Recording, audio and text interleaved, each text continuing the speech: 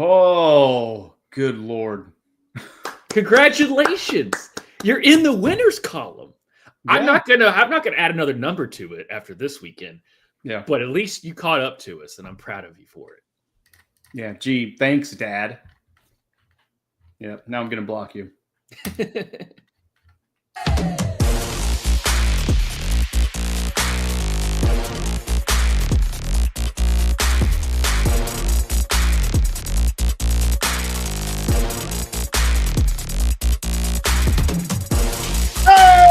What's going on, everybody? It's your boy, Gosh, Tvshka.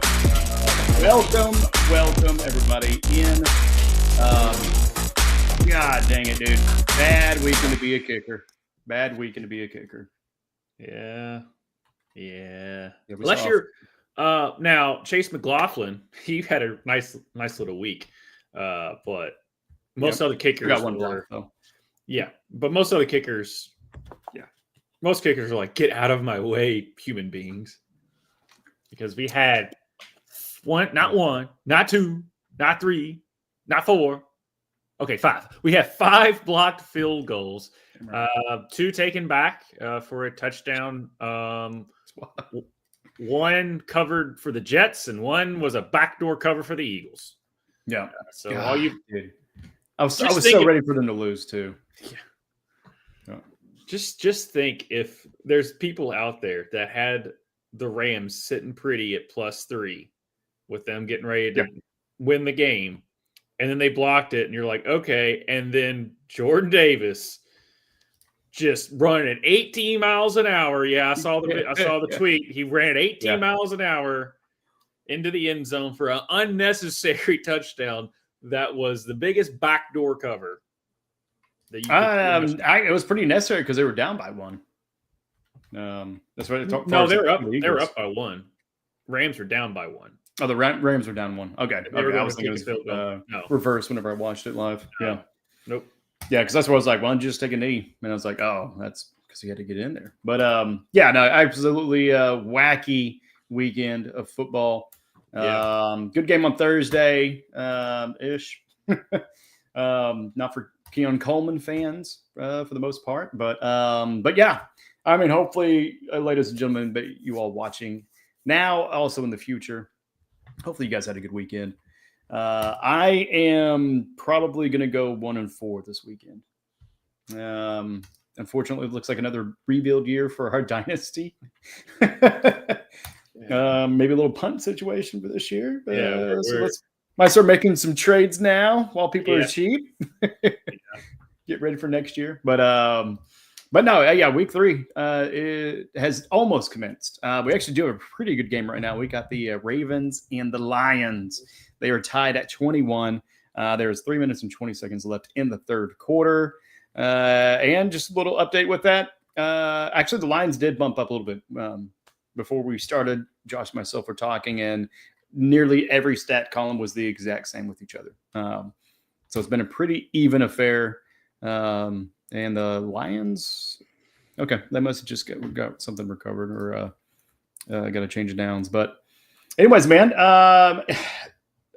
have you had like a top weekend? I mean, do you feel like it's been top 10 for you? Yeah. It has been top 10? Oh, well, like, not total top, but we're okay. I don't know. Well, hey, it's been top 10 for some people. Maybe not my teammates, but I've been pretty mediocre. Definitely these motherfuckers.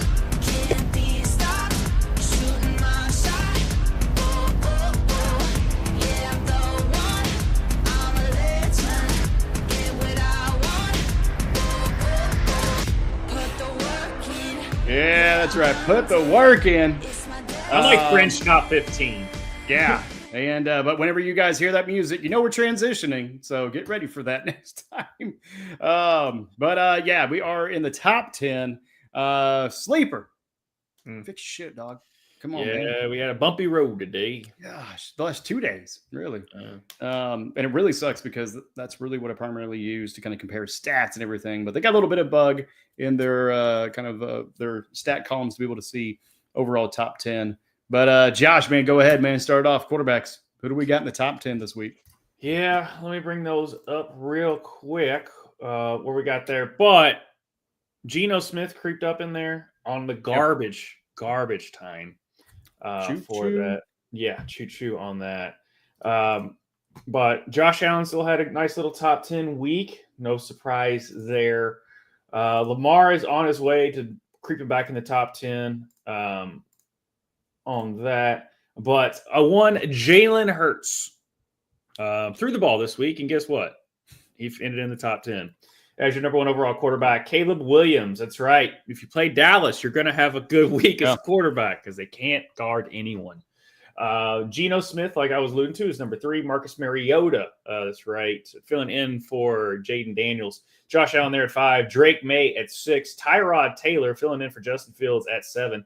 Justin Herbert at 8, Sam Darnold at 9, and Mac Jones to round out the top 10. Now, Sleeper is messing up a little bit, so these might be a little more skewed. Yep. But this is what I'm using because it's the only one that I have. No, you're good.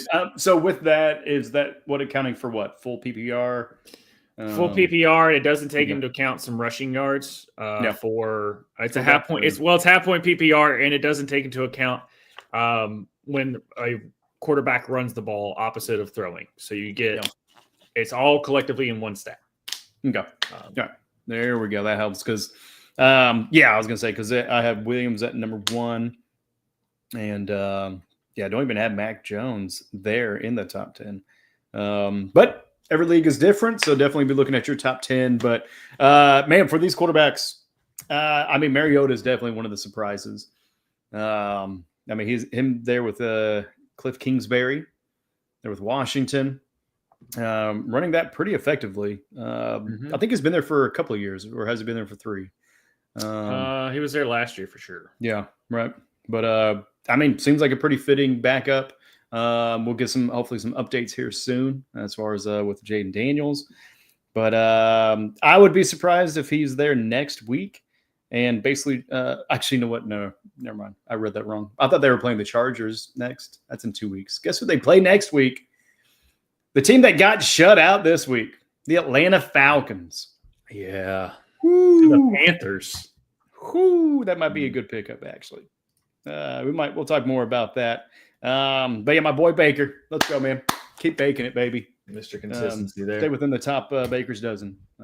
Anytime. But man, quarterbacks. Any surprises? Who are missing? Who do you think is going to get there next week? No, Tyrod Taylor. If you want to take a flyer on him, you can. This was we got to come back, so I have to chuck the ball 17 times in every quarter in order for us to come back. So this was Geno Smith was the same way. We were down by a lot, so I'm just throwing the ball left and right. And Washington was not trying to get people hurt. So they were playing defense with a purpose, but not as much to put their bodies really on the line in those garbage time minutes. So Tyrod Taylor and Geno Smith were your garbage men of the week, other than Trey Mason, which we'll get into here in a minute. Trey Tucker? Trey Tucker, sorry. I was thinking Jordan Mason, who's also in the top 10. And the thing is it's not Dak's fault that Dallas sucks because Dak is playing very well. Also, CeeDee Lamb going out. That didn't help. But I expect Patrick Mahomes is steadily not having to do everything by himself. Now, and sometimes it might take a really weak defense known as the New York Giants to kind of get you that rhythm. But he looked a whole lot better than he did last week. And last week, he rushed forever. Yeah. He didn't have to rush as much this time, but no, the team did not look great. No, they didn't, but they look better than they did last week. Pacheco is – I'm just going to do it, man. It moved on me. I do not know what's going on with Pacheco. It is Brian Thomas level. Maybe he was nervous because his family was in the stands, but that boy was pulling some Caleb Johnson shit and just not understanding the situation nor understanding the rules and what his responsibility was at that moment. And not once, but twice within what felt like a span of 5 minutes. Patrick, a little bit of an ill-advised pass. So this isn't just on Pacheco. It's Patrick too. That makes some poor choices, but does a little bit of a backwards pass. It was literally like kind of followed the line, but it was a backwards pass, and everybody knew it except Pacheco because he was on his knees. It bounced on the ground, which it's not an incomplete pass because it's backwards. Right. So it's just considered a lateral, folks. He continues to grab the ball, spike it, and then walk off. And Patrick was like, "What the fuck, dude?" Then the second time, luckily Lyman picked up that one. No harm, no foul. Even though they challenged it, that was, I don't know if it was a stat thing. It might have been from New York itself, but with them playing the Giants, every time they would say, "Let's check with New York," it kind of felt weird. Maybe a little bit rigged too. But the second time it happened with Pacheco, and sorry, I'm taking a little bit more time on this than I thought. I probably should have put him maybe in another segment. But the second time, man, oh my God. Like, it was embarrassing. But then also, I couldn't be more happy to have Patrick Mahomes at the helm. Right. Because, folks, same situation. Backwards pass. This time, it misses him completely. And I believe he just kind of lets it go. And, or no, it kind of bounced or bobbled because he was fighting off a defender lazily. Almost as if it was like, "Hey, stop picking up our ball." You know, I mean, it wasn't like a serious, like, "Hey, that's my ball. I'm getting it because I understand what's going on right now." Opponent picks up the football.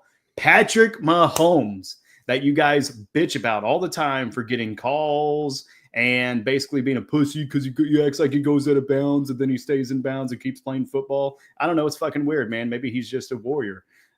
This guy proceeds to literally in one fell swoop just strip the ball from the guy and go to the ground. It was absolutely bananas. I'm going to have that highlight in quite a bit of videos. It was the best worst play I've ever seen.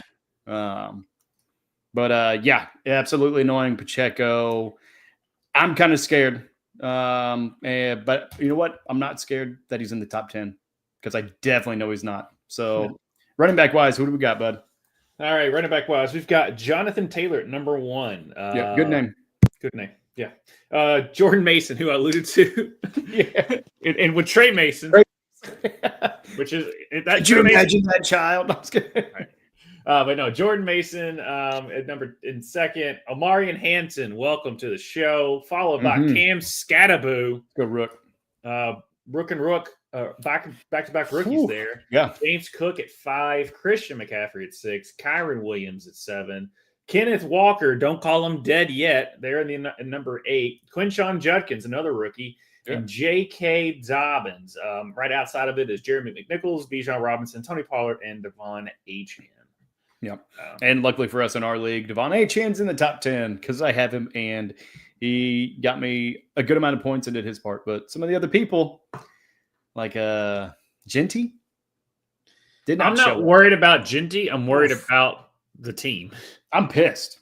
It's not necessarily like worry as if I'm going to drop him, but I'm just fucking pissed. It's like, come on, man, let's go. Like, I'm not expecting 40 burgers just yet, but come on, man, can we get a little bit? Can we a little bit? But yeah, man, with this top 10 running backs, what are your thoughts? Jonathan Taylor. With his division that he's in, this might be, you might be very happy with Jonathan Taylor on your team. The way the Colts look after 3 weeks, and who is in their division. I mean, they got to play the Jags, they got to play the Texans, they got to play the Colts, they got to play the Titans. All of those teams are 0 everything. I don't think either one of them's got to win on the season. I mean, and the Colts are sitting very, very pretty. So I like Jonathan Taylor going forward. Obviously, Jordan Mason, this is the Jordan Mason we expected. And now he's got the full workload, and he's taking all the advantage of it. So some people in our league that have Jordan Mason is very happy. But they also have Omarion Hampton, who put him on the bench because Omarion Hampton hadn't done shit all year, but I'm still winning, so it's okay. Guess what? I have both of them. Right. Yeah. That's a pretty good problem to have, though. Yeah. And they're not on the same team, so don't get Cooper Kupp, Puka Nakua Hey, there we go. Yeah, you don't want the same thing to happen like last year. No. Quinshon Judkins. This is Puka Cooper Cup. Yeah. Quinshon Judkins. Mm-hmm. Browns got their guy. Yeah. With that. So as long as he stays out of trouble, on the field, he's great. Off the field, he has some issues. But if that's in the contract to right outside of it, Bijan's fine, and Achane has been the most consistent running back all season. He's not gonna be high point, but he's gonna be right there. He's finished as a top 10, top 15 running back 3 weeks in a row. That is consistency, not just, oh my God, he went off, because Saquon Barkley sucked this week. There was somebody else that I was thinking of that sucked this week too. It typically would be, Chuba Hubbard, I'm not too worried about him. For me, it was Pacheco, Genty. They didn't do shit. Thank you. Genty. Benson didn't really have a good game, but we'll talk about him here in a little bit. Y'all save another. Why is Caleb Johnson on my team? I just got to drop this kid. Literally, I did in some leagues, but there's one team I still have in. The coach literally said, "Yeah, he's not going to be returning punts," and it's like, "Oof, bro, that was like your one job, and you lost that." So probably going to be on the bench the good portion of the season, unless some kind of miracle happens. But yeah, I'm trying to see what else. Yeah, Chase Brown. Oh, God damn it. That's who it was. Yeah, because I've got him in. Yeah. It's not Chase Brown's fault, but he is getting like negative 50 yards if he gets hit the line of scrimmage or something behind. It's ridiculous what he leads the league in, like negative yards behind the line of scrimmage. That's not just a bad running back. That is a bad offensive line that got your quarterback out for the season. And Jake Browning's not helping the situation because Minnesota just dog walked them before it even started, it felt like. But Chase Brown's got some really, really, really bad situations. And yeah.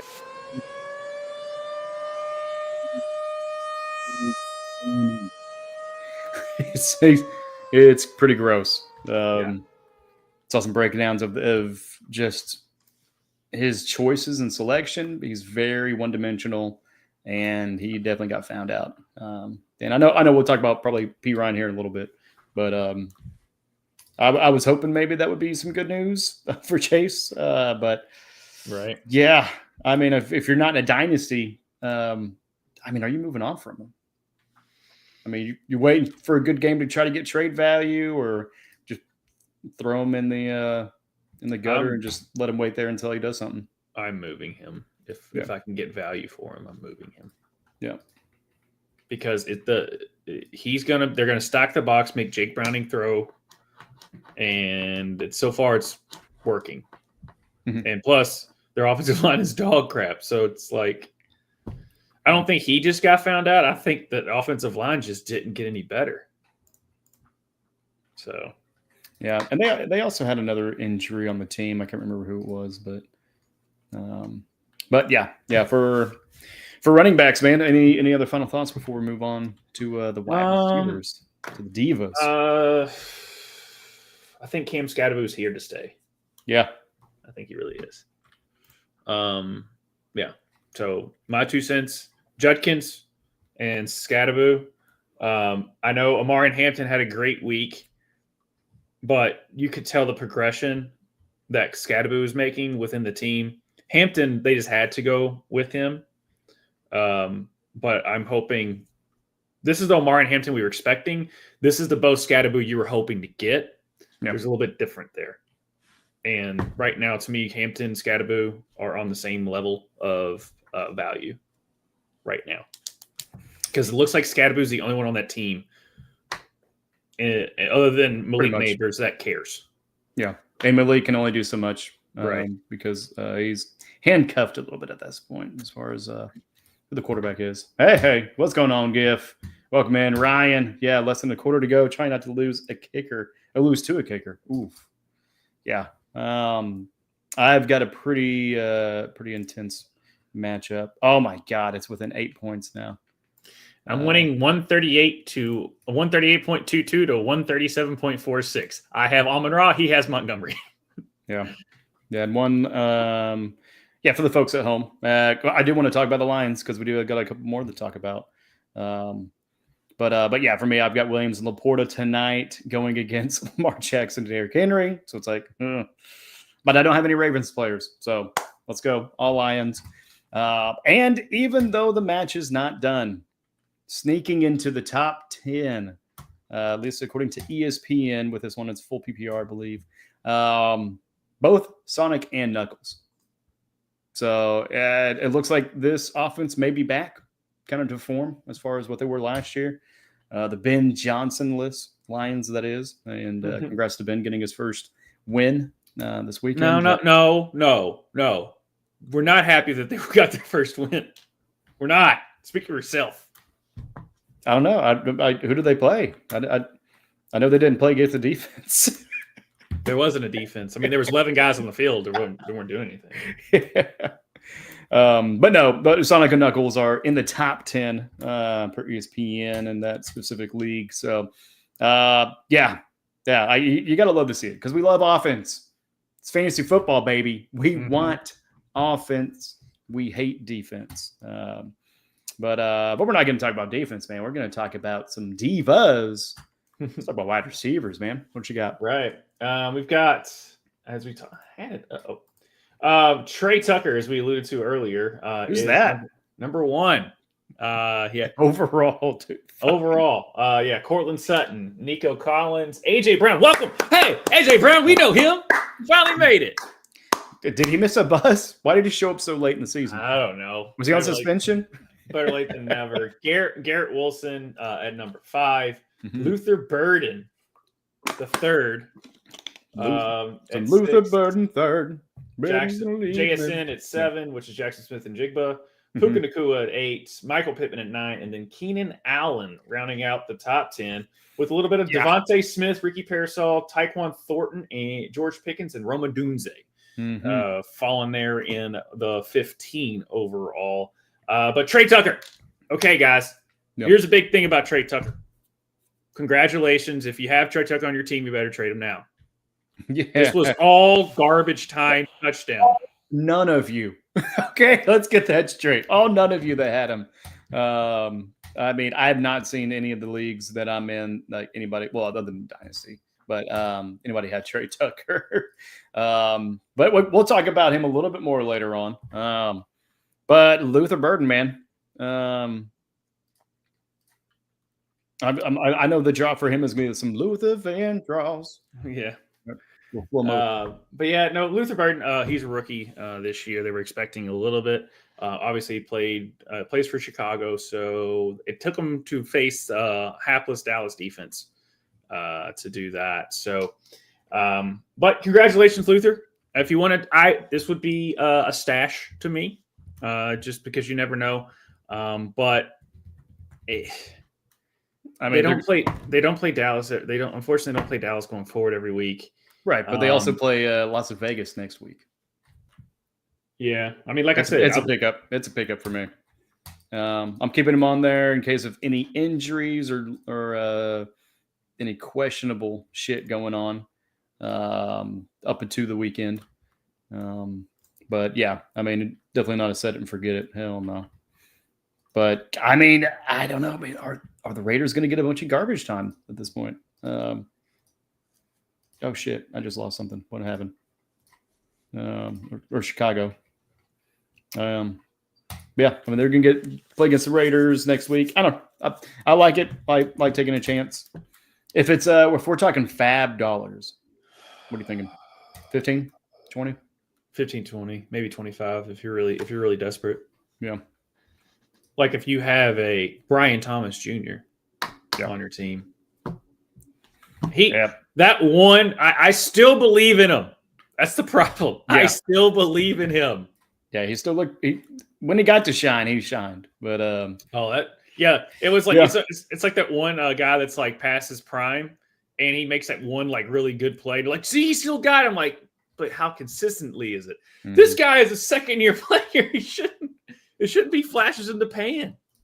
Yeah, I mean, I don't know if it's Hunter being in the mix and they're just being emotions, or if it's just the locker room is not really all bought in with a new coach and staff. It's apparently the offensive coordinator who has the track record of being on the worst offensive coordinator list. Yeah. Because last year he was the Bears offensive coordinator. Remember how good they just threw to Keenan Allen? Oh, wait, they didn't. Yeah.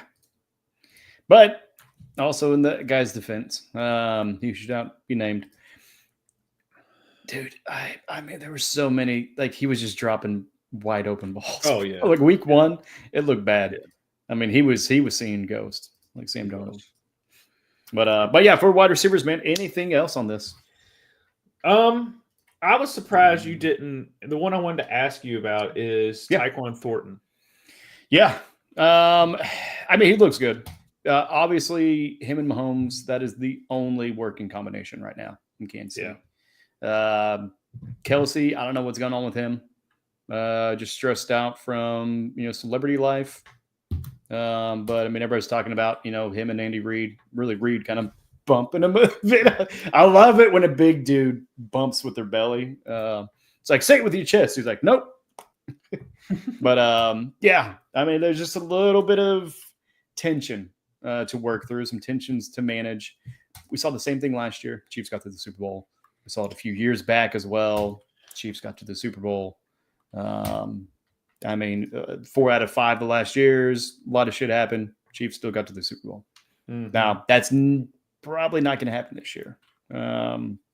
As far as the way things are looking, because we've got a lot of work to do. We're still waiting on Rashee Rice to get back from suspension. Got a few more games. We also got Xavier Worthy coming back into the mix, hopefully this week. I haven't really seen anything to say that he's not. There was some hope that he was going to play this weekend, end up not being, which I'm fine with. I mean, we were able to get a win without him. Let's just kind of take it easy. But Thornton might be a pretty good stash. And I haven't really kind of dug in through the numbers to see if there's any trends yet. But, I mean, we've played the Chargers. We played the Eagles. And, I mean, he's still got a good amount of targets. I don't know if you got any of the numbers on you right now. Sorry, I'm lost in my tabs right now. But no, yeah, with him, like, that's the thing is Xavier Worthy's going to be back. We're going into week 4, so only 2 more weeks, and then you get 3 more weeks after that. So I guess in a month you get Rashee Rice back, and so Hollywood and him still aren't clicking very well. Juju's dropping balls, so Thornton's the only one deep threat that they have, and they started throwing the ball down the field against the Giants. But as you saw, anybody can throw it down the field against the Giants. But Marvin Harrison can't catch the ball anymore. He doesn't even, I don't get what's wrong with him. And right. And Drake London, it's not him. It's not him.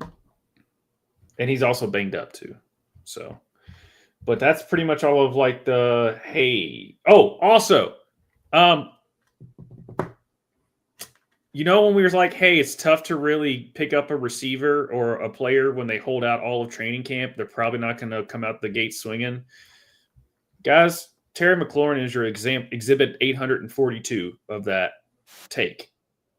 Terry McLaurin has been pretty quiet this year. And an ad playing in my ear. Oh, yeah, Terry McLaurin. God dang it. Sleeper, get it fixed, man. Love you guys. It's annoying to not be able to research as well as we could. But yeah, say again, sorry. But yeah, no, it just Drake London's not his fault. But Terry McLaurin, this comes as a fantasy manager, you have to know if they're holding out and they hold out for long enough in training camp, they're probably not going to hit the ground running. And Terry McLaurin is not doing that. Yeah, but unfortunately for Scary Terry, I mean, that quarterback situation there, it's just a little bit rough. Daniel's not really playing too well, been getting injured, and now you got Mariota, who's serviceable, but we'll see. I mean, if they how well they really connect. Finally got some Tyquan Thornton information. So his snap percentage just ticked up a little bit, but he's doubled his targets since week 1. And we're looking at 6-10 week 1, 13-9 last week, and 18-10. So just a steady increase. Gotten touchdowns this weekend and last weekend. And then we're going to need him next week because we're playing Baltimore. And I don't know if it's going to be, end arounds or what we're going to have to try to pull out of our ass to try to stay competitive. But we cannot be making mistakes with Pacheco behind the line of scrimmage. But after that, we do play Jacksonville. So a little bit of an easier set there. But then back to a hard one with Detroit, then Las Vegas, then Washington, then Buffalo. Then we got a bye week. And that's really whenever we should be getting Rashid Rice back kind of at that point. So it's tough. I mean, if you're really hurting for any point value at all, I mean, he's probably a good kind of spot, kind of there in your flex, just kind of seeing what it is. I mean, hopefully you're in a better situation where you're not having to rely on that. But I mean, I feel like his floor is looking like probably like 8-10 points really right now. But I mean, his ceiling definitely could be really with some of those deep balls that Mahomes has missed on him last week and this week. His ceiling could be like 20 points. So Thornton or Booty. I know I'm saying like Thornton or Booty if you have a choice. I mean, what is going on in New England? I didn't get to watch the tape for it. I mean, I know that too many mental mistakes. They should have won that game like 35-14. And is it May? Is it Drake May? Yeah, Drake May fumbled the ball. Ramondre Stevenson fumbled the ball on the 1 yard line. Like he fumbled what 3 times? Something. Drake. It was like 5. It was like almost like I think it was 4 turnovers, something like that. I think there's 3 fumbles at least that I saw, and then probably a pick or 2. But yeah, I feel like Thornton's the better bet because they're gonna have to do something next week against Baltimore, and they're going to give him targets. For Booty, maybe they're going to try to figure it out. But I believe is Booty the number 1 receiver for the Patriots? Technically, it's Diggs. All right, so still Diggs. Okay.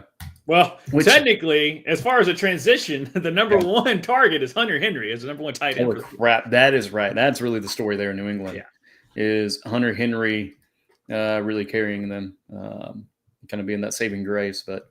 I would probably go Thornton over Booty as far as playing him. Right.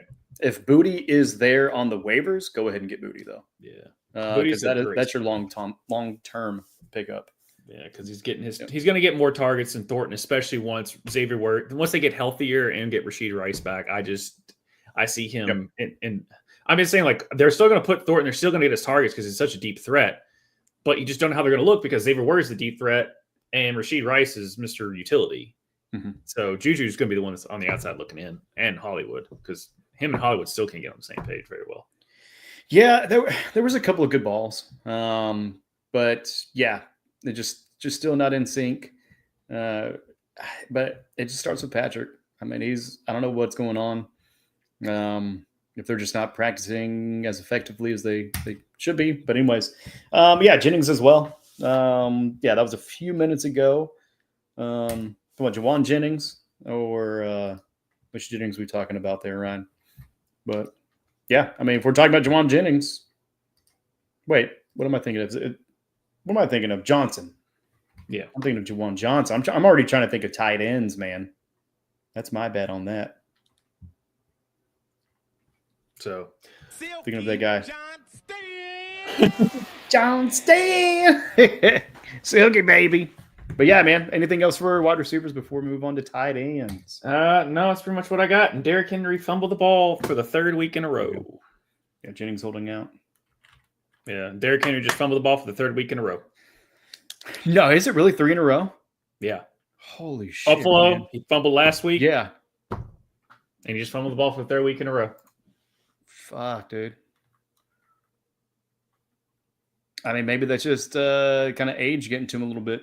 I don't know what it is. I mean, just kind of losing a little bit of that aspect. But I mean, he's still a great player, still a GOAT. Yeah, he's still Derrick Henry, but I don't know. All right, yes, sir. What you got? Hunter Henry, as we talked about before. Then you have Dalton Kincaid, that guy. Yeah, who's that? Who's that? I don't know. Who likes that guy? Sounds like trade potential to me. Oh my God, right? Jake Ferguson, TJ Hawkinson, Trey McBride, Dallas Goedert, Okonkwo. I can never. I got that. Okonkwo. Jack Stoll. We give me Okonkwo, and then I go to Jack Stoll. I'm like, okay. Brenton Strange, Drew Sample, and then John Fitzpatrick. Juwan Johnson, who was a big-time pickup for other people, still doing all right for you. Brock Bowers, still doing all right for you. Right there. And then you have Josh Oliver, Cole Kmet, Aronde Gaston, and Jackson Hawes rounds out your kind of like top 20-ish players there. Tyler Warren at he's like the 22nd, but the list that I'm reading off of, Tyler Warren was probably a little bit more. But still is if you have Tyler Warren, you are feeling good about that too. Oh, Jennings holding out. Yes. Yeah, correct. Yeah. Oh, did I leave that up? Juwan Jennings. Yeah. So, but Hunter Henry, I expect to be there. TJ Hawkinson, still Mr. Awesome. Okonkwo, as much as I like him as a tight end, it's the Titans. That's the problem. I mean, if Cam Ward really takes a step forward, and that'll add that value to them. But yeah, right. And that sucks because they actually do got some pretty good pieces on defense as well. So I mean, they've got some aspects they can kind of start putting it together. But yeah, this year just doesn't look like that. But yeah, Chig Okonkwo though. Yeah. Let's see. Anyone it's hard for me to be like, oh no, I'm freaking out because of this person, but because they're tight ends. Strange is one of the ones that I'm kind of looking at. I mean, he's had 6 receptions for 61 yards, and no touchdown. Still got you 12 points, which is very serviceable for a tight end. I mean, really, 10 is kind of what I expect. 8 to 12 kind of thing. But yeah, I mean, they played Carolina and he only got 4 receptions. And Cincinnati. But really, I guess what I'm kind of looking at is, his targets are going up and he's with a rookie quarterback. So hopefully that's something. Sorry, my bad. I spaced and was thinking of the Titans. No, it's strange they were in Jacksonville. Definitely not a rookie quarterback. Even though it's Trevor Lawrence, man. I mean, he's the prince that was promised. It's never showing up, man. It's rough. There was, the first couple of weeks, there was some bonehead plays from him. But it's early in the year. Maybe everybody's just trying to get into the groove, right? Everybody's trying to be a Stella and get it back. Mm-hmm. But I don't know. He's one I'm kind of just watching just for that filler when it comes to the bipocalypse. I mean, because if you don't got, really any of that, the top 8 tight ends, they're all the same after that, really. Right. And even just from the 3 to the, to that following 5, there's a big drop. And you see that today. I mean, 29, 21 points, 17, 17, 15. Then you go to 12s, 11s, 10s. But it's still a good showing out for tight ends overall this weekend. Pretty good point weekend entirely. And the same could be said for other people. I mean, we're talking about kickers. We're talking about defenses. The defenses had a pretty good showing, but anything else on tight ends, man, before we move on? No, I'm gonna save my one that I definitely would say focusing on waivers, and I'll save that for our waiver section. Yeah. No, I like that, man. Yeah. That's gonna be it for one of stats and talking about people that were in the top 10, but yeah, we're gonna be moving on to the next section, folks, and it's got a fixed video.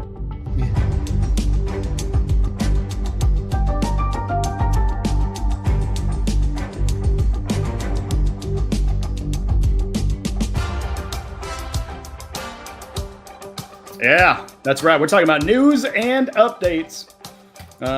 Basically just a bunch of shit that's going on in the league. And unfortunately, there's quite a bit to talk about, man. Josh, what do you got for the fine folks? Well, the big news is the 5 block field goals over this past weekend. Man, that's a big thing of just what 3 the within, hell? What, 5 minutes of each other? It was nuts. There was literally like 2 within. All each game, it was just like block one. There was one. There was the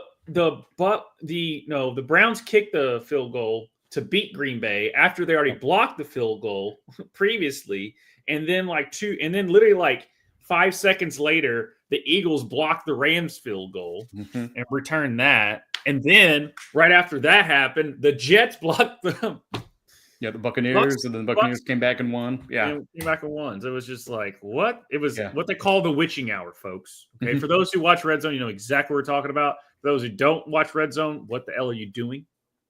I'm not paying for Red Zone. That's what the hell I'm doing.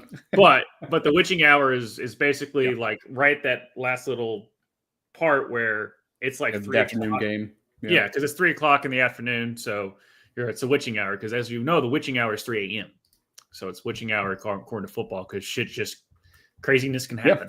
Yeah, you got the ending of the games, and then you got the beginning of the next set. It was absolutely fantastic to watch. Yes. And if you watch back on the top 10 video, you might see some of those blocks that ended up happening. And the Chiefs actually got to be part of the block party as well. But other than blocks, man, what happened this weekend? Some bad stuff happened, unfortunately. Najee Harris suffered a season-ending Achilles injury. Xavier Worthy, they were expecting him to be back, and then he wasn't. Do you expect him to be back next week? I haven't seen the other reports. I expect him to. CeeDee Lamb suffered a high ankle sprain. Say Xavier Worthy. Sorry. Xavier Worthy, yes. Yeah. Pretty hopeful. Yeah. Gotcha. And CeeDee Lamb suffered a high ankle sprain. He said he's planning to play, but more and more reports are coming out. They might even put him on IR. Those high ankle sprains take forever sometimes, depending on the situation. Bears tight end Colson Loveland exited the game in the second quarter and did not return. James Conner is undergoing surgery to repair his ankle. He's out indefinitely. He might be out for the season on that. Alec Pierce suffered a concussion. Tyrone Tracy went out in the first half against the Chiefs, and both Scatterboo looks to be the part, as we alluded to all show. Mike Evans tweaked his hamstring. No other details have been released. And then Terry McLaurin suffered a quad injury. So that's what, as far as the injuries that's happened this weekend. If I missed anything, let us know in the chat. But we try and cover all the big major injuries. Obviously, there was injuries on the defensive end, defensive side of the ball. We understand that, but this is a fantasy show where we pretty much just talk about offensive players. Yeah, fuck defense, man. Except if your name is Micah Parsons and Jerry Jones sucks. Oh, bro. Yeah. That's just going to haunt you every week going forward. I don't care literally, I saw the Packers lose to the Browns, and I'm like, oh, that stinks. And then I saw my team play, and I'm like, oh, yeah, we need a Micah Parsons. Yeah, right. I know he can't cover everyone, but he would at least put pressure on the quarterback and have that mentality, especially for Caleb Williams, who is just like, oh, shit. It seems like when he snaps the ball. Hey, at the end of the day, man, that was the offense that lost the game there, Green Bay-wise. Defense did a good job of keeping them to 10, or really, to 3 until the fourth quarter. And then just kind of broke their back a little bit. But, I know we've got some suspensions that should be hopefully freeing up. And I know I've got one of them. I've got Addison, baby. Jordan Addison, hopefully coming back from suspension next week. Please, man. I really want to see what he's going to be doing in that high-powered offense. And hopefully it's not too long of a curve for him to kind of get up to speed. Right. But also it's Carson Wentz. So might have been somebody he was just on the sidelines thrown to anyways, like for a good portion of, the training camp and all, everything else. Cause they did have a little small injury before the season started, but yeah, man, anything else news and updates? No, nothing crazy that I can think of. Nothing, I got nothing on that. But it's just, I don't know what to do with CeeDee Lamb. It sucks. Yeah. It's good news for Pickens fans. True. Yeah, George Pickens' stock definitely rises, and really could probably be like a good trade opportunity if you really don't kind of need that as bell cow points. But man, I mean, so with CD, what exactly was that one?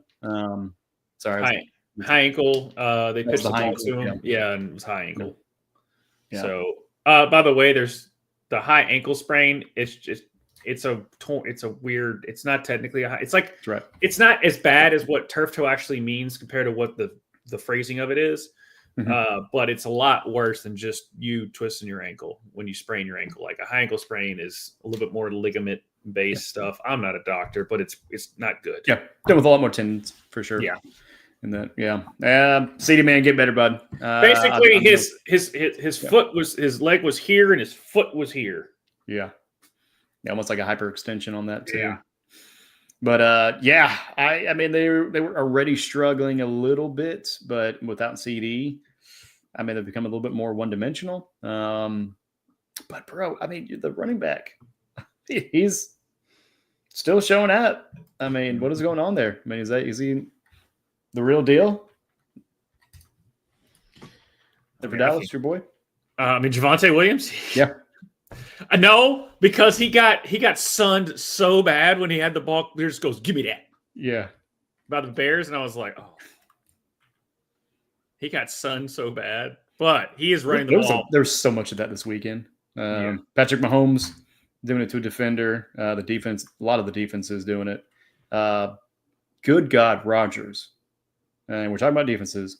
We're talking about the Vikings, Rodgers, man. That dude, yes, all over the field. If you're in a league where you get defensive players, I hope to God you have him. Because that guy, I mean, every play, he was somewhere within 5 yards of the ball, or he had the ball in his hands running for not one, but two pick sixes. Or was the second one the fumble? The second one was a fumble, I thought. Yeah. The second one was the strip. That's right. But same thing. Some guy just, hey, I'll take that real quick. Strips it from him, runs the other direction, scores a touchdown. Absolutely nuts. But that's football, baby. That's why we love it. Because it gets weird. It gets a little wild.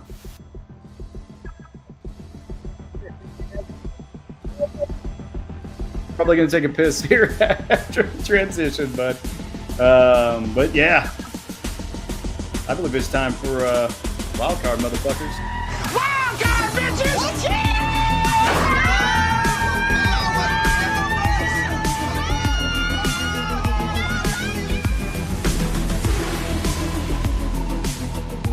Yeah, that's right. It's the wild card.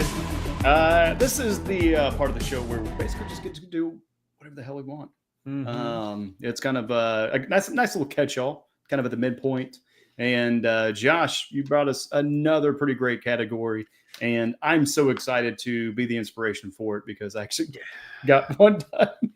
Yeah, we had a first trade in our league, and I got an offer for another trade in another league, which never had trades. It was actually worth talking about, which led me. I was like, you know what? Let's talk trades. It's 3 weeks in. We can see what strategies do we have? We have, did you get Joe Burrow? Is Brian Thomas Jr. not doing what you expect him to be? Chase Brown, like what is the situation here? So can I move these players? What do I need to do? Here's some strategies to do. Now, obviously, most people do a 1-for-1 trades, and that's fine. But it doesn't always mean you'll improve your team unless someone just wants to trade Brian Robinson Jr. for Malik Neighbors, for example. Now, Malik Neighbors has gone off. Brian Thomas Jr. is a little shy when it comes to getting tackled and stuff. But then again, Brian Thomas Jr., might be going off a few weeks later. I still put them at the same value, even though Malik Neighbors is better right now statistically. So you can always do those, and you just don't like that player. If you want to do a 1-for-1 trade, you can. But just don't trade Justin Jefferson for Jamar Chase, okay? Take that Justin Jefferson and get a couple more players. Not obviously not at the same value as that player, but still being able to get like maybe it might feel like a 1-to-1 to you, but then add another player because what Justin Jefferson can do compared to those other two, as far as consistency wise, is just way more than a 1-for-1. You can get multiple people for your higher value players than you just settling instead of getting the most from a high caliber player. The other one that we think of is sell high, buy low. You kind of hear us say these things throughout the episode about like, hey, do you sell that high? What's going on? But this is a common thing that everyone wants to do, but here's the gamble. The player that you would sell high because that's the best week of their season is what everyone wants. See Isaiah Likely last year, but you could run the risk of that player being consistent. Like Justin Jefferson's rookie year started off with a bang, and the people were selling high, not realizing he's a franchise player at the time. So, for example, right now is Trey Tucker for the Raiders. He could be the main guy, and could be the main guy going forward. But you'll sell high, and then he'll end up balling out for the rest of the season. That is the gamble, but chances are Trey is not going to keep doing this consistently, especially on a team that looked atrocious and Geno Smith couldn't throw the ball to save his life beforehand. And then there are many websites that you can run these scenarios by as well. But trust your knowledge. Don't just keep the computer as gospel. I thought the states are blocking some of those websites. Oh, talking about something else. My bad. Yeah. My bad. So sorry, guys. And but the last thing about when it comes to trades is I'm not gonna do what everyone thinks I'm gonna do. Flip out, man. Yeah, don't tilt. Mm-hmm. We say this all the time on the show. So difficult not to, man. When it comes to waivers and trades, don't tilt. You have to stay the course. But it's a rocky course. Such a rocky course. Chase Brown. Brian Thomas Jr. GNT. Pacheco. Marvin Harrison Jr. Let's just read our rosters right now because fuck. Yeah. Now, obviously, Malik Neighbors did not have a good. I mean, Kansas City shut his ass down. They locked him down. Yeah. We really messed with Russell there. Early on, we attacked that moon ball and got at least one interception. We might have gotten two. That game was just another testament to why Russell is probably going to be in the back seat by the end of the year. Right? If not a few more weeks, we'll see. Yeah. Who knows? Yeah. Well, yeah. I mean, there's other crazier trade strategies, but I always just do the basics on how to approach trades. One of my buddies was like trying to make a trade, and I'm like, "What are you doing? God damn it! Get better value." Got a touchdown. Oh, Montgomery did. Yep. Wrong lion. The wrong kid scored. Need Williams and Laporta, baby. Come on. Well, I just lost my week. Did you? Yep. 37-24. So I believe that cleared the 53-point total as far as what Vegas was saying. And being the game we thought it was going to be. Just high-powered offenses and honestly, Ravens, really good defense too. But that's a tough one to get out of right here. How is it down 17 points? So is the Green Bay defense just that good? 13 points, sorry. Green Bay or Lions? The Green Bay defense just that good? Oh, right. Jeez, not this week. No. Tune in next week to find out. Well, I mean, they technically they held them to 13 points. You would think with that holding them to that, you could have had your offense score more than 10 against. Yeah. I know the Browns defense is very good. I think the Browns defense is no joke. But that one is rough. But yeah. So I mean, with the topic at hand, trades. So I mean, what about the 2-for-1 trade? All right. I mean, because hey, maybe I have some decent value. I'm trying to get a big guy, so I'm going to sell 2 mediocre players for 1 big guy. Why is that not going to fucking work out?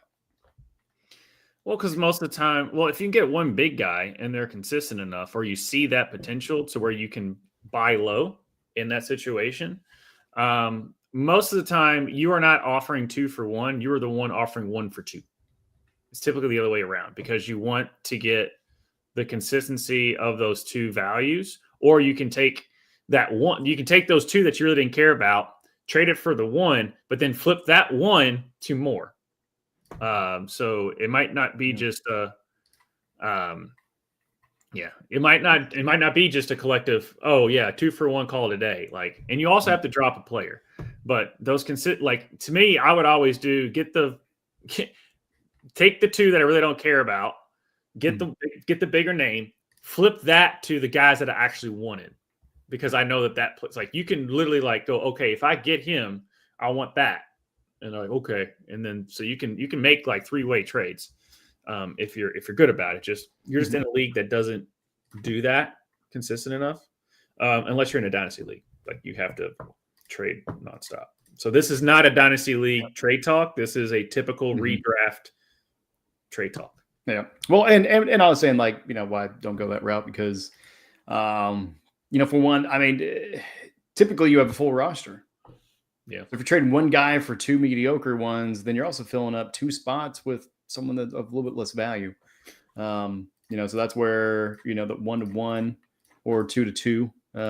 Those are the ones that I find have been a little bit more successful for myself. Right. Not that I've been able to do a ton of trades, but right. More leagues, more trades, right? That's what should really be happening. The only thing I would say is on the 1 for 2, and you're like saying, like, I got to drop a guy on my roster. Typically, if that second guy, it would be a better waiver pickup at that point. And so if I'm getting a guy, if I'm doing 1 for 2 and the 2s don't work out because, like you're saying, it's filling up your roster, then that second person wasn't worth the trade. You need to wait for a better second dude in that stance of, like, yes, I would rather have these 2 on my rosters than anyone on waivers or anyone currently on my roster. So that's the way to look at it. But if you have to make that choice, but yeah, I had a couple of times where someone's like, hey, should I trade, I don't have Burrow. And I was like, is Daniel Jones on? He's like, I'm getting ready to trade this to get Jared Goff. And I'm like, why? Why trade that? I was like, and I listened to him. I was like, Geno Smith, Daniel Jones, or Jared Goff. Yeah. I was like, they're the same quarterbacks, that same level. Yes, Jared's doing okay, but he doesn't run the ball. Daniel Jones does. Geno is Geno. Like, Geno and Jared are on the same level. Like, why waste? Sadly. I trade away value when there's still value on the waivers. Yeah, no, I like that. Justice Hill with a pretty good chunk there. I think that was like a 20 or 30-yard play. Yeah, and then, I mean, what about Fab? Right, so say you're in a league with Fab. How much are you really kind of putting that and trying to sweeten that pot to kind of offset maybe some of the differential? Talking about trading Fab. Yeah. In addition to a team, or requesting Fab in addition to a player. Yeah. 25 probably. Like, it just depends on how poor the other person is in that part of the season. Yep. But yeah, you can definitely trade some Fab for that stuff. Like, if they've got a really good player, just basically like, I'll give you the equivalent of like all my Fab for that really good player, and they might go for it. I don't know, but it's definitely a weird way of thinking about it. But Yep. But you got to talk to them. Yep. Have a relationship, communicate. Right. You can't just throw a trade out there. You got to. Sometimes you got to be a good salesman. Yeah. When it comes to trades. Yeah, you can't just cold call. Yes, I put something on your front doorstep. Would you mind going outside and check it? Okay, bye. Right.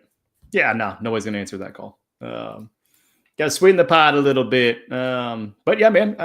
So anything else for trades? Nope, that's pretty much all I got. I like it, man. That's good stuff, dude. You always do such a great job. You know what? God, why are the buttons moving on me? Congratulations. Oh, man. Some people you may want to say bye to. Caleb Johnson. Right? Others you may want to say hello. Ladies and gentlemen, it's time for waivers. Bye.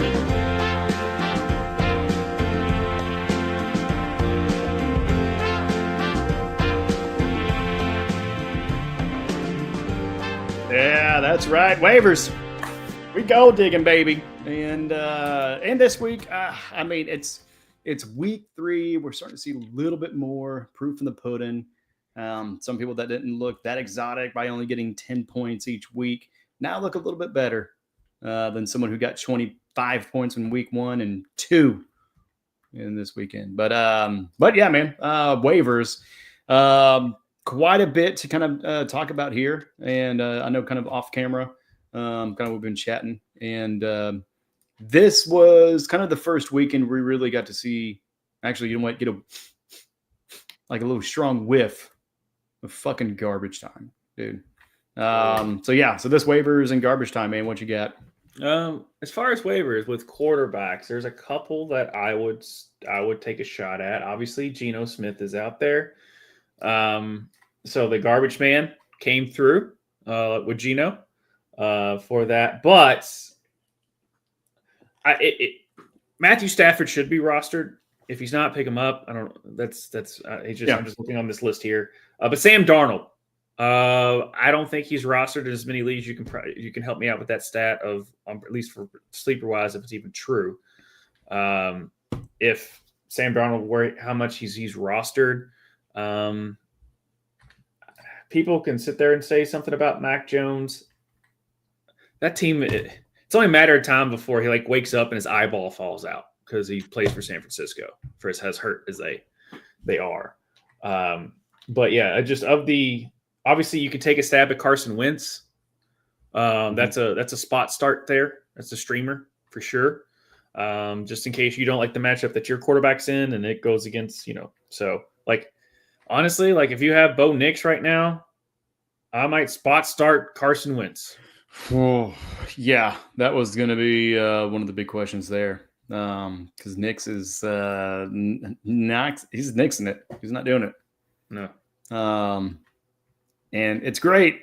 It's great, especially when you got him in fucking Dynasty League and really not a whole lot of other options you can go with on that. But yeah, Nix on the year. Excuse me. Looking at it, he 6.8 week 1. But then the Indianapolis game, which actually was a pretty well contested one, 20.24. Then this week 13.42. But I mean, just 153 yards passing. He had 30 rushing yards, but just 1 touchdown. And I mean, there was some moments that it was the receivers dropping the ball. Looking at you, Marvin Mims, some of them hitting him right in the hands. But then there's quite a bit, or equally, Nix was the offender as well, and just being off. And I don't know what's going on there in Denver, if it's not cold enough for them, being a mile high or what, not getting enough oxygen. But yeah, Nix is scary. With him, we're doing the waiver section, but do you just wait for a good game and try to trade him? Or do you just... Yeah, pretty much. When do you drop him? When do we see Bo Nix in a waiver? No, Bo Nix will never be dropped. He just will. Yeah. He'll be stashed. He's always going to be on your roster because you can't afford to drop him. Yeah, just because of his legs. And with Sean Payton, you figure it's going to figure it out. So I would just stream a guy if it doesn't like Carson Wentz, for example. All right, I'm gonna stream Carson Wentz and then Bo Nix. And Bo Nix sits on my bench. For it's a bad matchup, then Bo Nix has a better matchup. You can drop Carson, pick up someone else. So it's in that realm. I just would never drop Bo, but I'm not so excited to have Bo Nix on my roster either. Right. Yeah, you're not smiling every time that you actually put him in. I was going to try to pull up some of the stats and actually look at last year's, but last year was a slow start. It was. But it was also his rookie year. So is this the sophomore slump, or is it just something a little bit different? Kind of going on there in Denver. Who knows? But yeah, man, anybody else on the waiver wire that you're kind of looking at or considering? Yeah. So as far as tight ends, Cole Kmet, because Colson Loveland is out. Cole Kmet already has another year under his belt with Caleb Williams. So if you want to take off, obviously if Hunter Henry's there, you take Hunter Henry. Like, I mean, other than the typical people we talk about, but as far as just taking a streaming, take a stab at someone, throw a dart, I would put in some fab dollars for Cole Kmet. Just because of the situation. Sorry. On there. And then as far as running backs, you can throw a dart at Jeremy McNichols, but the thing is with Jeremy McNichols, it was a really long run. So it wasn't like anything crazy there. But of the running backs, man, I just had the guy. Anyway. So about that run. Yeah, hello, video. Yeah, it's such a good video, man. Yeah, like just catching up on the chat. Just the matchup for me this week. Yeah, that happens, man. You gotta love when you score like 132 points and you still lose to the number one person who scored 140. Right. That's GIF in the chat. He knows all about it. But those messages do mean that the game is final. The Lions beating the Ravens and having to go back because it already jumped to commercial. But 38-30 is your final. Yep. And let's see. For fantasy purposes. Yeah. Jared Goff was 202 for 1, so that means Jared Goff didn't have that great of a day, which kind of leaves me the back thing. Same thing is Jared Goff is on the same level as Daniel Jones and all the other stuff. There's no reason to trade for Jared Goff if you don't have to. David Montgomery was your big 12 for 151 and 2. Mm-hmm. Jameer was 22 of 67 and 2.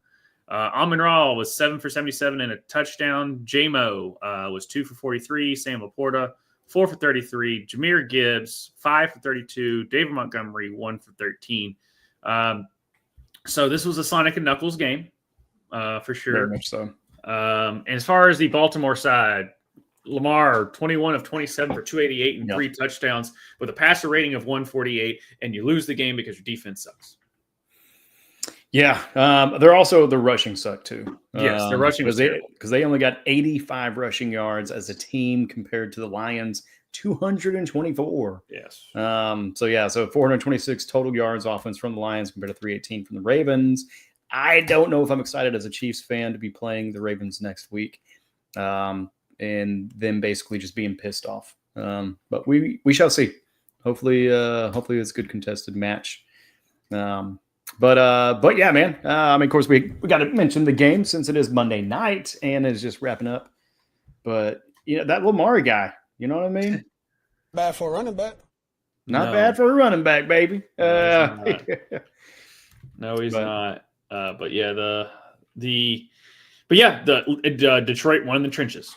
I mean, it speaks for itself. One team couldn't run the ball. One team ran all over the other. Mm-hmm. And yes, Detroit was sacking Lamar a lot. So that's just and they could not get home against Jared. I think it was the first time that they didn't. Oh, they might have finally sacked Jared. Nope, 0 sacks allowed for the Lions. 7 sacks, ladies and gentlemen, from the Detroit Lions defense. Yeah, and total time of possession 33-18 for the Lions and 26-42. Not that big of a disparaging difference, but. No. The Lions definitely made the most of it of the time that they did have. And that means I did beat Bobby Finstock, baby. Yeah, let's go. Yeah, let's get one in the win column. Now I can be tied with my Chiefs, 1 and 2. Oh, it's gonna be a rough year, bud. But so we're talking about waivers. We talked about off screen quite a bit, but garbage time for me. It's Trey Tucker. Now this guy scored 40 points, baby. Big O 40 burger. That might be the second 40 burger we've had this year. I feel like somebody got one last week. I know we've had a couple of 30s, but yeah, I mean, he absolutely goes off. It really not even having, well, God bless it. There we go. Really not even having like a ton of targets itself. I mean, 9 targets, on average for your number 2 wide receiver, number 1. But getting 3 touchdowns off those for 145 yards with the 8 receptions there. I was getting 40.9 in some leagues. That was against Washington, who ended up defeating them. But it just seemed like it was kind of garbage time with that because, at halftime it was 10-20. Going into the fourth quarter, it was 34-10. And then the fourth quarter, they scored 2 more touchdowns. But 3 touchdowns, all to Tucker. For me, what that is he's definitely very much a viable pickup. No, you should definitely pick him up. He's on your waivers. Yeah, they got the connection there, but don't be expecting 40 points each and every week, folks. No. That is going to tamper your expectations with that. Be happy with 15. And honestly, even some weekends, maybe 10, because hopefully Genty gets going. But yeah, man, what were your thoughts on Tucker and how much fab are you putting on for him? Tucker, I know it's kind of early in the season, but I might put $50 on that. Yeah, that's what I'm thinking, like half. Yeah. Especially if you didn't get some of the previous ones. Right, and you're trying to make up. Yeah. So it's like, Trey Tucker might be a half. Might be 50 piece on that one. Yeah, I can't remember. There was a couple that was in week 1 that everybody was gunning for and was not able to get them. I think we talked about it last week, but man, I think I put 40 or 45 in. The person put 50. I was like, God dang it. Like you would have thought, spending a good portion of fab that would have done it, but nope. Hungry hippos out there, guys. Because each and every week you maybe have 2 strong contenders to be in your starting lineup that kind of reveal themselves or injuries happening, right? So, there's quite a bit of injuries that happened this week to really be looking at because we saw the proof in the pudding with Jordan Mason last week. So now we're looking at Scattaboo, which should have been off your waivers week 1 because that was definitely one of the players. And Quentin Johnston is another that should not be on your waivers. But man, anything else kind of looking at our waiver wire or wherever you're able to look at the players because Sleeper's still effing up. So of the players, and I don't know if you want to use this as for the next segment, but I guess if there's one player that I would be super excited if I have them on your team in each position, just because of consistency. Now it has nothing to do with, man, they were really good one week and then they were okay the next week. Like consistently being a top 15 player each week. And so this early, you feel very good about it. AJ Brown was that like a couple of years ago, and then the second half of the season was terrible. That could happen. But there are certain players that I'm like, I am glad that they're on my team, not because because the inevitable is going to happen when they go the F off. And their floor is so good compared to what other people's floors are.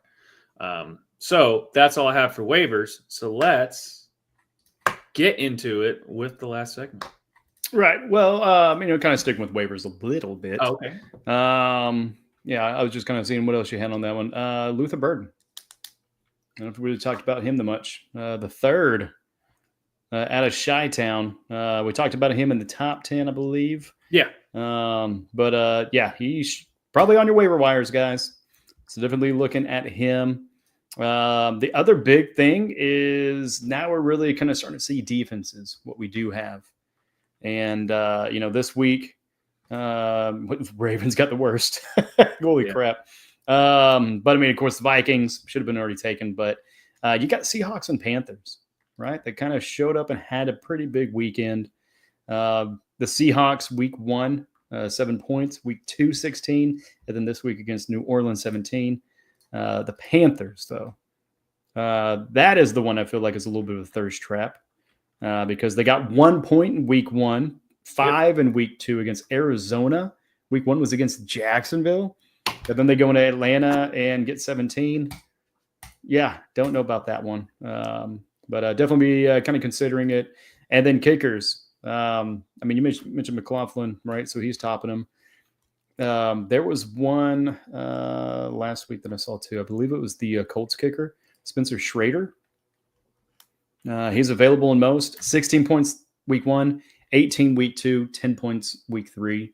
That's about as steady as you can get. And for a kicker, I mean, averaging 12.5 or whatever that is, 13. That's not too shabby at all. Especially whenever your defense shits the bed, or maybe one of your running backs, if you got Pacheco or Genty or Golden shit the bed for you too. God bless it. A lot of players that haven't really come to fruition, but definitely this is that time. Really start looking at those defensive kickers, and also be looking at the schedules too. Start targeting the Cowboys defense, and then also start targeting some of the offensive lines of some of these people. The Bengals. That's definitely one. That's definitely one. I feel like that might be at the top of the list for me. What offense are you wanting to target the most? The Saints. Ooh, yeah. The Raiders. The Patriots. But I feel like the Raiders are just going to get a lot of garbage time, though. Yeah. Like they're that bad that they're going to be decent. You know what I mean? I still would say Washington was okay, even though it ended up being one thing. But the Raiders, I mean, you saw them 2 weeks ago. I mean, they looked god awful on offense, and they were barely good enough to beat the Patriots. And Patriots love to give the ball to the other team. So, yeah, those who I would target. Yeah, Ryan, I guess good Ravens loss while KC gets their wide receivers back. Okay, I'm with you, man. Hey, I mean, I'm always going to cheer for the Chiefs, but I am not expecting a win, especially in these tough matchups. But man, I mean, I think we can probably at least get one fumble from Henry there, maybe 2. But yeah, so many Detroit sacks, either 3-0 or 3. Yeah, I'm like right in the middle. I was 1-1 going into like a good portion, like I think 4 out of 5 leagues. And I think now 1-2 and probably like 2-1 in the other. But yeah, here we go. J Cup 4. Lost CD for 4 weeks. Here's my roster again. Oh, yeah. Welcome back, bud. 12-man, half PPR. All right. That's a big consideration. 1 quarterback, 2 running back, 2 wide receiver, tight end flex. May, Chase Brown, Pollard, Lamb, JSN, Bowers, or Bowser. I got to get the sound effect. Odunze, JCM. Who the fuck's JCM? Oh, that's Krosky, right? Yeah. Yeah. I haven't seen that yet. We call him Bill Krosky around here, folks. Okay. Son of a bitch. Yeah. Did not want to have to jump out and look for it. Nope. I got it. Yeah. Packers kicker, Packers defense. I take it. Maybe you're a Packers fan. On the bench, Caleb Williams. Not a bad bench right there. God, yeah, Drake May. What would you do right now? Would you put in Williams over May? Yeah, I would. Then probably Delvin Sampson. It's a good week 1, week 2 waiver pickup. Tootin as well. I like Tootin. Yeah, going forward. He did decent. I believe today. I think it was like 8. Yeah, there's a reason they traded away Tank Bigsby. Yeah, exactly. Oh my gosh, I thought about putting one of the highlights in. And he just boom, sidestep. It's like he's just reading the progressions, and it's impeccable blocking as well, which really helps out. But I mean, it's just like the video. He just slides over, and just effortless. Golden waiting for him to show up, and Juwan Johnson. Yeah, man, that's a pretty good roster. That's kind of what I'm working with in a couple. Not absolutely in love with everybody. Not everybody's giving love back, but yeah. So he's going for Trey, moving CD to IR spot. I don't know if are they going to put him on IR? They haven't announced it yet. Okay. Yeah. Who knows? And honestly, I don't think you would want IR because that's a minimum of 4 weeks. There's a certain minimum for that, but yeah. Maybe pick up Downs. For Samson, I want to talk to Samson. Keep Samson or Algier. Oh, all right, man. I'd probably keep Algier than Samson because if Judkins is going to be anything, they're going to do. Samson and Algier the same back. Yeah. So Who do you think's gonna have the better offense? Because right now both of them looked inept. Like if that's it, man. Yeah. I mean, the Browns got the win. So, I mean, they're sitting a little prettier. I don't expect Atlanta to do that again. I feel like that might be the wake-up call that they kind of needed as a team. And, I'm hoping that they lock in, for Bijan Robinson, for Pitts, for London. I mean, they've got, Algier for, they got a lot of it. Algier, goddamn, he's just Gabe Davis in running back for him.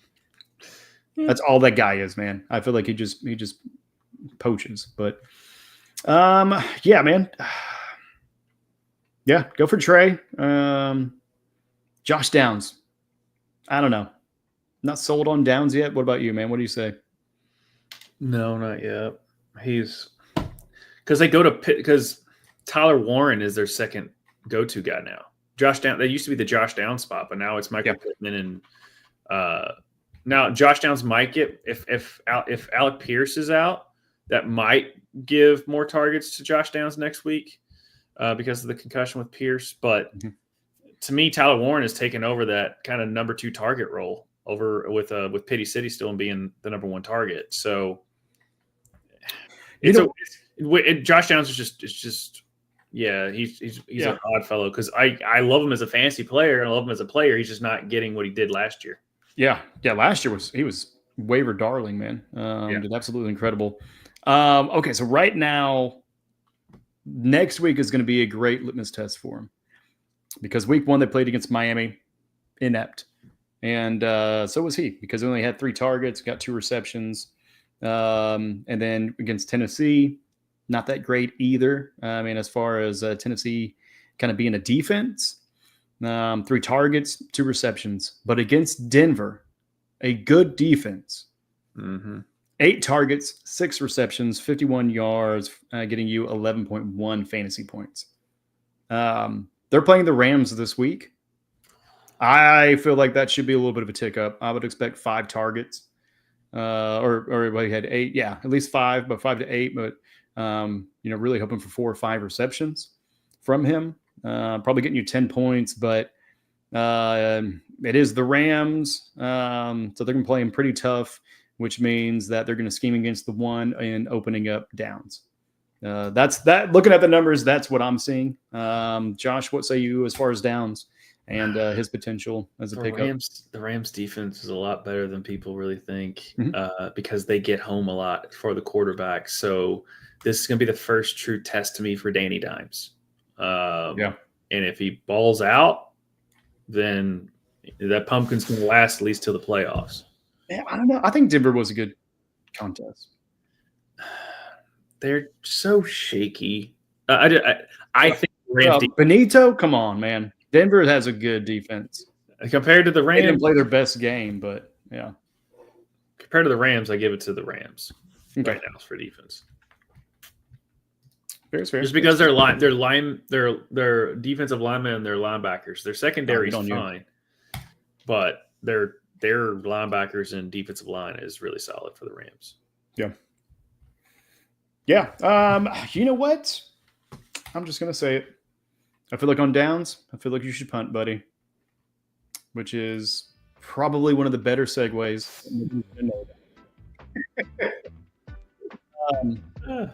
Oh, man. That's right, baby. It's 4th and 20. This is the new segment that we're introducing. This is where basically, are you going to punt or are you going to go for it? It's 4th and 20, baby. Y'all let us know in the chats.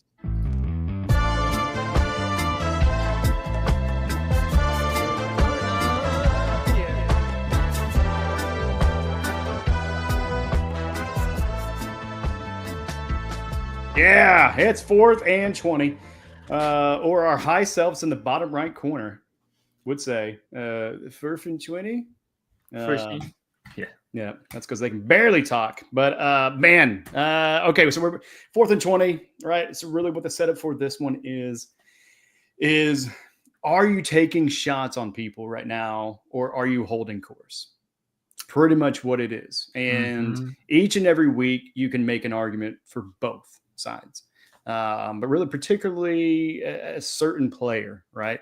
So I mean, I like this kind of being right after the waiver wire because we get to kind of break down some of those that are available. Today we had a great talk from Josh about trades. While I was indisposed. All right. Yeah, I went and took a piss. Okay, shut up. All right. All right, GIF, you son of a bitch. Yeah, great video, right? Yeah, I know. That's what he said. GIF, watch it a few more times. Try to pick out all 6 Easter eggs that are in there for you. Well, when he said in the chat, he was like, oh, "That's my favorite video." I was like, "Hold on there, Yeah, right. Hold on now. Just wait." I don't know. I'm the trash man. Wait for it. But no. So punting or passing, right? But just taking those shots. So CJ in the chat, right? You're talking about downs, right? I would punt on that. You're not giving up, but also with some of the other players, punting as far as just not getting rid of them, but just putting them on the bench, maybe letting them mature a little bit if you got some rookies. I know I've got one team that has way too many fucking rookies. I was really hopeful for some of them to just hit out the gate, and they did not and have not. So it's kind of hurting a little bit on some. But yeah, Josh, 4th and 20, man. What are your thoughts? I am not punting. I might fake punt on Trayvon Henderson. Okay. Ooh. I'm fake punting because Ramondre Stevenson fumbled the ball like a gazillion times.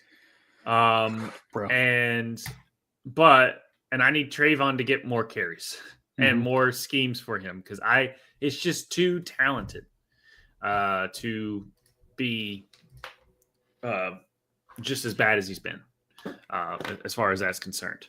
On the opposite end, you are happy if you have Bo Scadaboo on your team as far as rookies are concerned. Yeah. And you're the most frustrated with Ashton Genty. It's not because of Ashton Genty. It's everything to do with everyone else. But I am fake punting, which means stashing Trayvon Henderson. I'm not giving up on you, man. Yeah, no, I like that. I do. I appreciate that. God dang it. I just absolutely hate stats right now. ESPN, just get better. I mean, you're working, but I can't really just easily look at the season stats for people right now. But yeah, man, I'm punting as well, just in general. I had a pretty good draft. One of them I had a bad draft. Well, not a bad one. It just wasn't as good as it could have been. And looking at Ramondre Stevenson as one of them, I believe I dropped him after week 1 or 2 because just kind of saw it. Like Trayvon Henderson's going to get some of those reps, and then it was also like last week whenever Antonio Gibson had that kick return for a touchdown. So it's like, all right, I mean, that's a little bit of the hot hand. I believe there was a little bit of an issue with Gibson this week. If I remember right, him getting kind of injured for a little bit. But definitely could be wrong on that. But Charbonnet is another one that I'm looking at. It's like, man, I mean, Walker looked good. He looked like Kenneth Walker that we hope, wanted last year and got, some flashes of. But just in general, it's week 3. Other than maybe trying to get Tucker, because we're talking about maybe taking that little bit of that leap. I would go for him because we see what his ceiling is. I mean, this is definitely the ceiling. That's not a bad ceiling. But the floor is really what's going to be the issue there with the floor. And I would love to grab him. And even if I don't play him next week, kind of just depending on who they're playing, which I believe we talked about it earlier.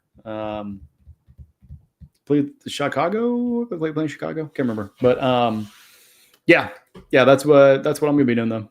And I don't know. We've been alluding to it all episode. We're punting on Pacheco. I mean, I want to boot. I so want to boot. Because that was Caleb Johnson bad. That was honestly, I was so embarrassed for him. And I didn't want to jump into some chats that normally would do kind of while watching a game because I know these people are going to tear it up. I mean, they hate on the Chiefs because they ain't the Chiefs, but rightfully so. I mean, they just probably tore him up in that chat, and it looked bad. And right now, 4.8 in week 1 against the Chargers. Definitely a playoff team. Mm-hmm. Honestly, I would put them in an AFC championship right now. Not doing rankings or anything like that, but them and the Bills. Yeah, definitely Bills. There's probably maybe 1 or 2 more teams, but 3.9 points in week 2 against Philadelphia, reigning Super Bowl champions, and looks like they're going to be getting back to the NFC Championship.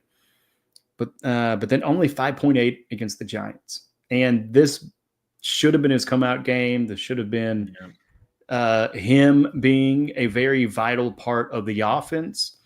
There was an uptick, as far as yardage. He got 45 yards compared to getting in the 20s the last couple of weeks. But I just don't see him getting it together against Baltimore. And with him and Mahomes, I don't know. Maybe this forges them in the fire, and they come back next week with a better relationship. But Mahomes is probably also going to be focusing on Worthy and focusing on Thornton and the people that are actually catching the ball and not nearly causing 2 turnovers just because of sheer stupidity. I don't see the Ravens giving up over 220 yards in rushing next game like they did tonight. Yeah, no. Especially with that line that the Chiefs have compared to the Lions, because the Lions got a line. Yeah, but and the Chiefs got a pretty good line as well. Taylor's is the big issue. Mm-hmm. But we can't move on from him because we got I think we have an out at the end of the year, which looks like that's inevitable. I mean, he just causes too many penalties and stalls so much of the momentum. There was one play, I believe Mahomes ran like 12 yards for a first down, and maybe even more, and maybe 20 yards, but it got called back because of Taylor. Mm-hmm. And it was like, yep, that absolutely killed that drive, killed that momentum, and it's rough. And that's the line we're talking about. So that's even like best case scenario if Isaiah Pacheco has a great line. But I mean, you got to keep him, but I'm metaphorically booting him. If there was a spot further than a bench, if I could put him in IR, I would, for being individually R word. Right. Yeah, it's rough in these streets, man. It's rough in there. But yeah, so for 4th and 20, anybody else that you might be punting on? I know for me, I basically just saying I'm punting in general. Not really trying to make too many moves this week. Had to quarterback for the trade because Jaden Daniels did get rolled out, I believe, Saturday. And it wasn't really – I didn't want to drop anybody value-wise onto the waiver just for a fill-in spot. So I was able to get a trade for a running back, for a quarterback, and got Mahomes. So I got some decent value there. But and then is there any other players you're eyeing as far as maybe not even waivers, right? We talk about trades, but is there somebody you're looking to take a big shot on? Is it Scatabo? Is it Bowser? Who is it that, if they weren't on your team already from the draft, who is somebody that you would really love to get because you just absolutely believe in them and their health for the rest of the season? I mean, I would try and get JSN off of anyone's team right now. Man. Yeah. As far as the most consistent wide receiver right now, it is JSN. I know there's obviously Puka's great, Amon-Ra is great. Like, who the consistent receivers are. But I'm talking about the ones that you don't need them to score a touchdown to be great for you. That's like the Christian McCaffrey of wide receivers, because Christian McCaffrey would be in the top 10 every week, and he hardly scored a touchdown. The Trey McBrides of last year when it comes to tight ends, that makes you feel good because the touchdown is just the bonus. Yeah. Because you're not going to get the targets, you're not going to get the yards, you're not going to get the catches. The touchdown is the bonus. JSN is on that level. Now watch him get hurt next week because I talked about him so much. But that's what I'm doing. As far as and the last thing, as far as punting, I am officially right now, until something crazy happens, I am punting the entire Green Bay wide receiving core. Not named Tucker Kraft. I'm saying wide receivers. I am punting that whole thing because I don't know who's consistent. No one stays healthy, and I don't know what Jordan Love does when there's a pass rush. Well, I mean, Dobbs before the game. But still, you're still sitting there looking at them on waivers being like, all right, start them, but then you're just hoping for a touchdown. Yeah, you really are. It's reminiscent of the Chiefs in past, or at least like last 2 years, where they just spread out the ball too much. Honestly, I would compare the Packers to the Bills too. Yeah. They're spreading the ball so freaking much that it is obnoxious. I mean, today or this weekend, the recipient, the beneficial recipient, was Kincaid. He actually had a pretty good showing, and that's his first in a long time. Definitely this year, if not maybe even going back further than that, because last year just felt like he was a bust in total. But yeah. And maybe something will change, right? I mean, injuries happen every week, folks. That's why we do the show. That's why we try to keep you updated on it, as well as ourselves. But yeah, it's rough in these streets, and it's rough in these stat streets. I'm done trying to look at any of these damn stats that are just not functioning, man. Like ESPN, why can't I just look at season totals per player? Come on. I know sleeper. We have the info. Sleeper's so handy, but it's not working. Yeah, no, yeah, because I can't. I mean, I'd have to go and find the player on somebody's team just to even look up that player stat, right? Because I can't even search or anything. So, anyways, ladies and gentlemen, we're sorry. We're just venting. But yeah, GIF agreed on Henderson. Yeah.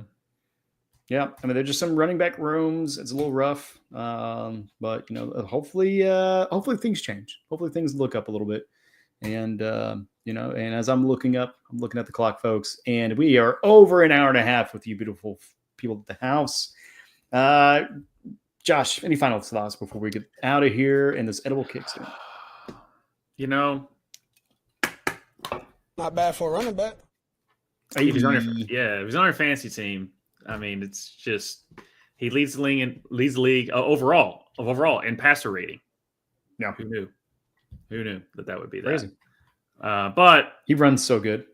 Yeah, we would love to have played you the video. Go out and check it out. Post in our Discord, which is free. The link's down below. Oh my god, man! For y'all to do it. But they mashed up Aaron Glenn, the head coach of the New York Jets, running down the sidelines during that block field goal, and they timed it perfectly to Earth, Wind, and Fire September. And because it was actually September 21st, too. So go watch. But we would be copywritten so fast if we played that video. So yeah, exactly. Yeah, that is it. But yeah, did you let everybody know what's going on this week? So nothing tomorrow. But then after that, on Wednesday, you have the rest of our crew, which is just me, Tvshka, and So repping up the world that is sports.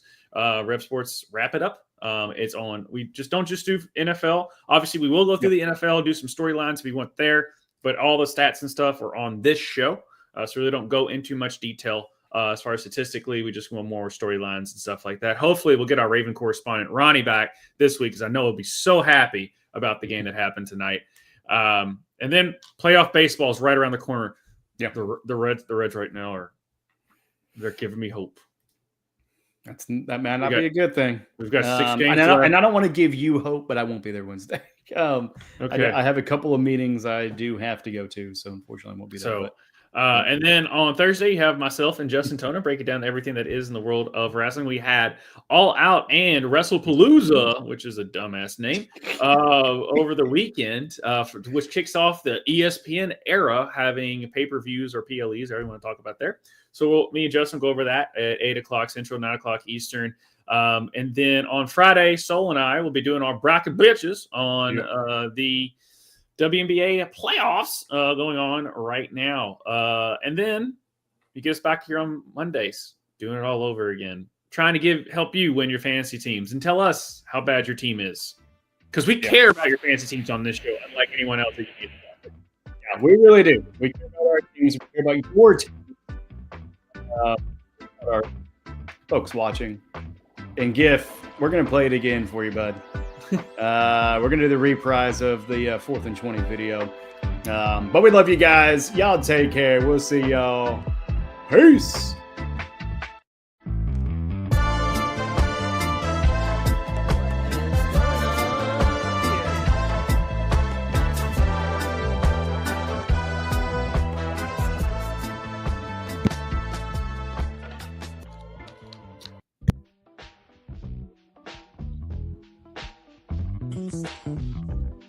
Come on, just rock, don't stop. Just rock, don't stop. Come on, Yeah, appreciate you, Jacob. Welcome to the chat, bud. Ryan, stay the course, bud. You got this. You got this. If you don't win one league, you can win another. That's why you play multiple.